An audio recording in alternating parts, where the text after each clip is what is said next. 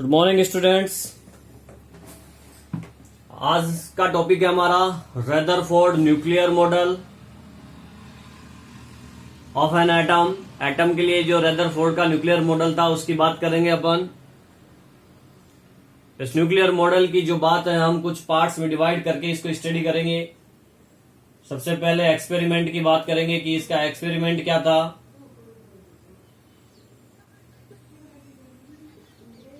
उसके बाद में हम बात करेंगे एक्सपेरिमेंट का रिजल्ट क्या आया। फिर कंक्लूजन पढ़ेंगे इसका।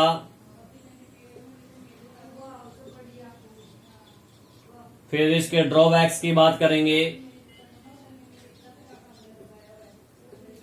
तो एक्सपेरिमेंट, रिजल्ट और कंक्लूजन और ड्रॉबैक्स की बात होगी इसके अंदर। रदरफोर्ड एक्सपेरिमेंट जो था इसको हम रदरफोर्ड गोल्ड फॉइल एक्सपेरिमेंट भी बोलते हैं, क्योंकि गोल्ड फॉइल उन्होंने यूज करी थी। देखिए एक्सपेरिमेंट की बात करते, सबसे पहले एक्सपेरिमेंट में उन्होंने क्या किया। इन्होंने क्या किया कि एक गोल्ड फॉइल ली, पतली सोने की परत, गोल्ड फॉइल बिल्कुल बारीक, ठीक है। और इसके चारों ओर उन्होंने फ्लोरेसेंट कोटेड किया हुआ मटेरियल लगा दिया, स्क्रीन लगा दी, यूं कह सकते हैं। ये स्क्रीन लगा दी इसके चारों तरफ। अब यहां पे दो क्वेश्चन आते हैं माइंड में कि इन्होंने गोल्ड फॉइल क्यों ली, गोल्ड की ही फॉइल क्यों ली, और ये स्क्रीन क्यों लगाई है कोटेड की हुई फ्लोरेसेंट की। तो इसका आंसर देखो, फर्स्ट इसका आंसर गोल्ड फॉइल क्यों ली है। गोल्ड फॉइल इसलिए ली कि गोल्ड जो मेटल है इसका मास, ठीक है, इसका एटॉमिक वेट काफी होता है। इसका मास जो है, एटॉमिक मास काफी ज्यादा होता है, पहली चीज, ठीक है, ताकि अल्फा पार्टिकल्स जो है उस एटॉमिक मास, उस न्यूक्लियस को भेद ना पाए, उसके आर पार ना जा पाए। दूसरा रीजन ये भी था गोल्ड फॉइल लेने का कि इसके अंदर, जैसे आपको पता है, डक्टाइल और मेटेलिटिक जो प्रॉपर्टीज होती हैं कि इसको पतली शीट में कन्वर्ट किया जा सकता है।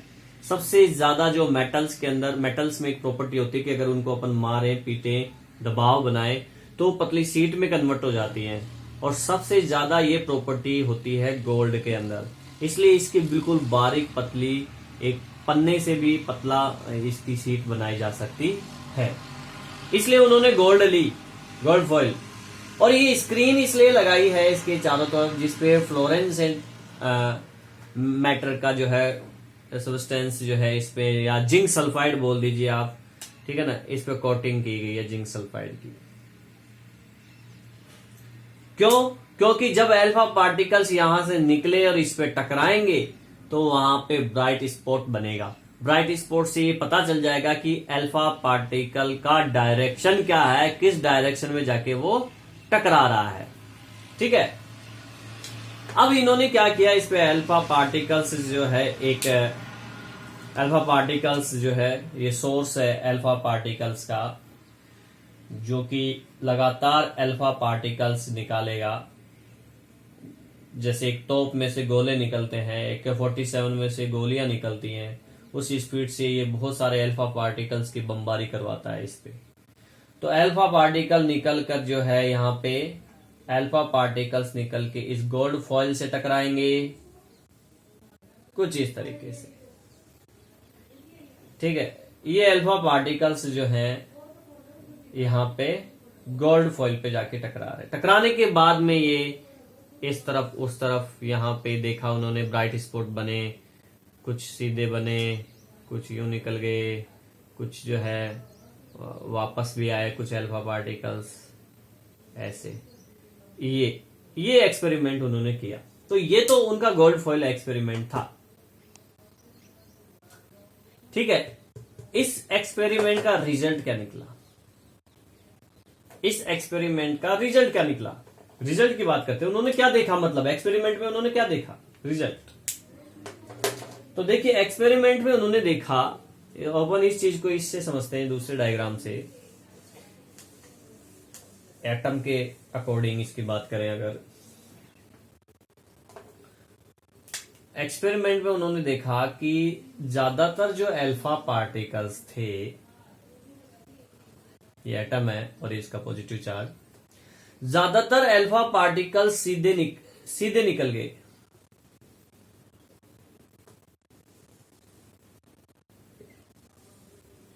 ऐसे कुछ अल्फा पार्टिकल्स अपने पाथ से डिफ्लेक्ट हुए, उनका डायरेक्शन थोड़ा सा चेंज हुआ इस तरीके से, और लगभग 20,000 पार्टिकल्स में कोई एक अल्फा पार्टिकल्स वापस अपने पाथ पर आया लौट कर। ठीक है ना।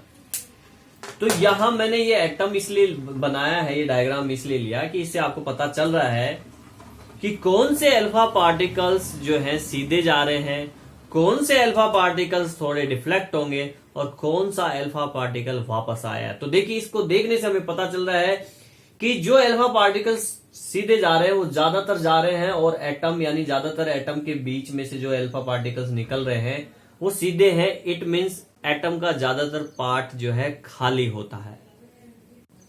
कंक्लूजन यही निकलेगा आगे जाके। मैं तो अभी डायग्राम के अकॉर्डिंग बता रहा हूं, बाद में अभी फिर से बात करूंगा। और जो अल्फा पार्टिकल्स जो है डिफ्लेक्ट हुए, वो देखिए इस सेंटर न्यूक्लियस से थोड़े से टच होके डिफ्लेक्ट हुए हैं, और जो बिल्कुल सीधा जाके न्यूक्लियस से टकराया है वो अपने पाथ पर वापस आया है। तो ये चीजें उन्होंने देखी। कुछ अल्फा पार्टिकल्स रिजल्ट में उन्होंने देखा कुछ अल्फा पार्टिकल्स जो है सीधे हैं, कुछ अल्फा पार्टिकल्स डिफ्लेक्ट हुए, कुछ अल्फा पार्टिकल्स रिटर्न हो गया वापस पाथ पे। लगभग 20,000 में से एक अल्फा पार्टिकल्स। और ये कोई नॉर्मल बात नहीं थी। ये नॉर्मल इसलिए नहीं थी क्योंकि ये वैसे ही है कि जैसे एक किसी पेज से, कॉपी का जो पेज होता है, उस पेज से कोई 15 इंच का गोला आके टकराए और टकरा के वापस चला जाए, इम्पॉसिबल है। तो उसी तरीके से कोई नॉर्मल बात नहीं है। Alpha particles highly energy particles हैं और जो टकरा के वापस आ गए। ठीक है। तो अब उन्होंने एटम के लिए क्या कंक्लूजन दिया इस एक्सपेरिमेंट से, अब उसकी बात करते हैं। तो इन्होंने क्या बताया? इन्होंने बताया कि most of the part atoms is hello, यानी एटम का ज्यादातर पार्ट जो है एम्प्टी होता है, हेलो यानी खाली।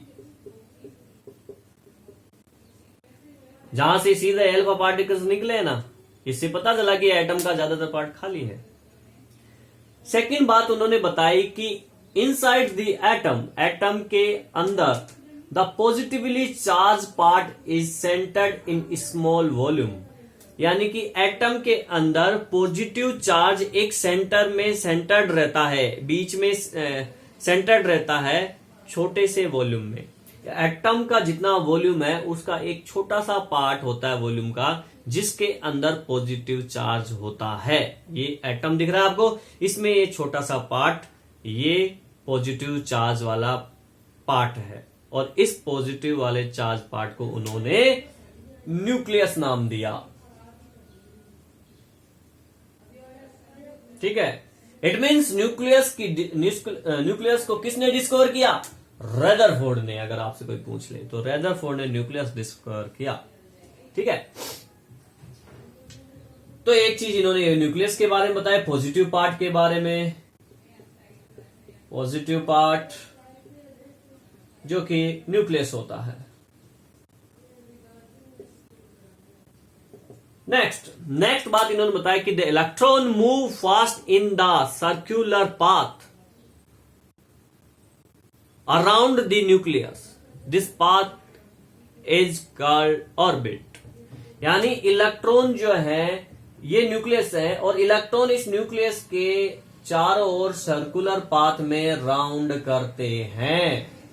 इस तरीके से सर्कुलर पाथ में राउंड करते हैं इलेक्ट्रॉन इसके चारों ओर, और इन सर्कुलर पाथ को इन्होंने ऑर्बिट नाम दिया। इनको क्या कहते हैं? ऑर्बिट। ठीक है। तो इस तरीके से कुछ निकल के बातें आई एटम के बारे में, काफी सही बातें कि एटम में पॉजिटिवली पार्ट होता है, बहुत छोटा होता है, उसको न्यूक्लियस इन्होंने बताया, बिल्कुल सही बात थी। ज्यादातर खाली होता है, ये भी ठीक है। और न्यूक्लियस के चारों राउंड करते हैं इलेक्ट्रॉन, ये बात भी काफी हद तक सही है। अब बात करते हैं ड्रॉबैक्स की। मैंने इसमें ये चीज बोली कि काफी हद तक सही है, इसका मतलब ये है कि चारों राउंड करते हैं, ये बात तो सही है, पर उन्होंने कहा कि सर्कुलर पाथ में, तो ये सर्कुलर जो पाथ है, राउंड एकदम गोल पाथ जो है, ये थोड़ा सा आगे जाके कुछ दूसरे मॉडल्स में जो है पता चला कि सर्कुलर पाथ में नहीं होते हैं बिल्कुल सारे इलेक्ट्रॉन्स, तो वो बात की। हम ड्रॉबैक्स की बात करते हैं कि रदरफोर्ड का ड्रॉबैक्स क्या है। चलो इसके ड्रॉबैक्स में बात करते हैं कि ड्रॉबैक्स मींस की कमियां, इस मॉडल में क्या कमियां थी।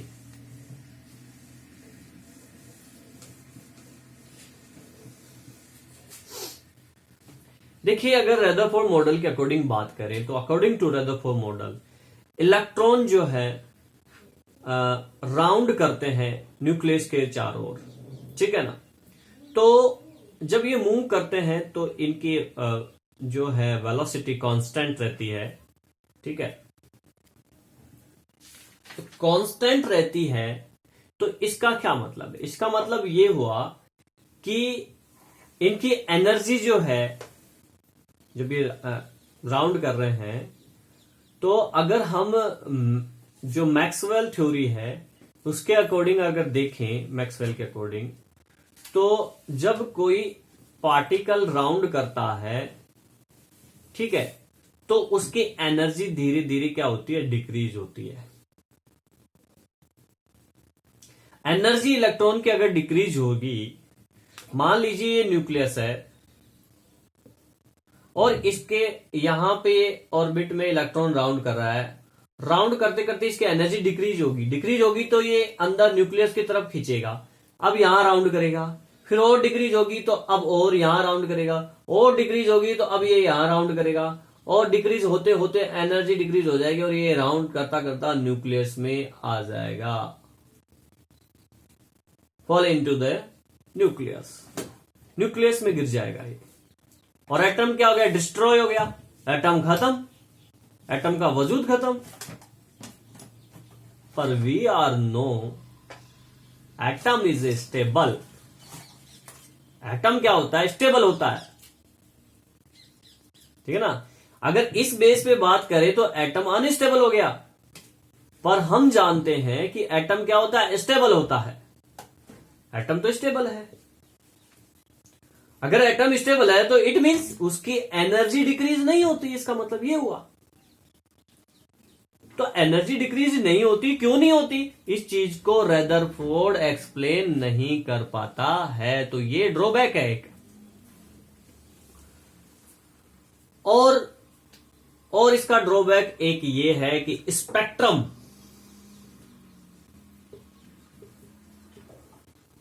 इस स्पेक्ट्रम की बात होगी आगे, टॉपिक है बड़ा। एटम का जो स्पेक्ट्रम होता है उसको भी रदरफोर्ड मॉडल एक्सप्लेन नहीं करता है। अभी आप इतना ध्यान रखें कि स्पेक्ट्रम को ये मॉडल एक्सप्लेन नहीं करता है। व्हाट इज ए स्पेक्ट्रम, और स्पेक्ट्रम क्या है क्या नहीं है, कैसे एटम का स्पेक्ट्रम अपन देखते हैं, ये सब आगे अगले टॉपिक में बात होंगी इनकी। तो ये था रदरफोर्ड का न्यूक्लियर मॉडल एटम से रिलेटेड।